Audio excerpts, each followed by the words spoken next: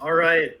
So the pride of the Midwest from Arlington Heights, Illinois, Buffalo Grove, Elk Grove, Hersey, Prospect, Rolling Meadows, Prospect Heights, and Wheeling High Schools.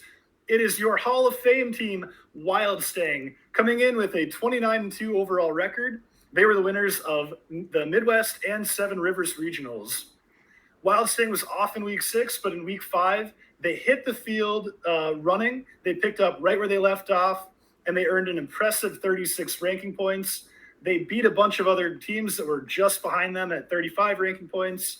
They teamed up with teams 23-38, 55-86, and at that event, WildStang earned their second blue banner of the season. In the finals, they were only one game piece short of a full grid twice.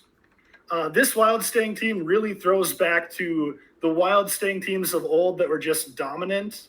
And I think this team might be as good or better than any of those old WildStang teams. They have a real shot to make noise at champs. They're another team that I would be more surprised than not if they miss Einstein. I really truly think they're going to be there.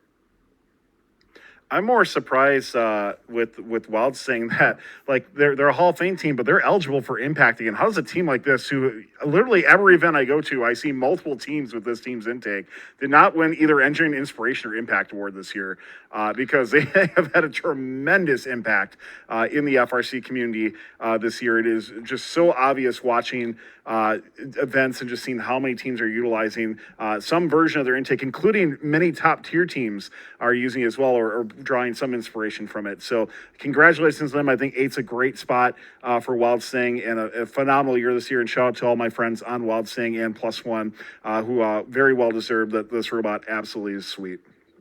They were one game piece short of a full grid in week 5. They had an off week this week, and I think that's really important to note because we're still talking about them in the 8 spot, and they've had this week and a half to practice. They didn't have to ship their robot off to Houston already, so they are only going to get better from what they debuted there, and I'm very excited to see it. Yeah, totally agree. They'll have a 3-piece auto. Wouldn't shock me if they have a 3-piece bump side auto, which doesn't mean that much anymore. Thanks first. But yeah, they're going to be really, really good at champs.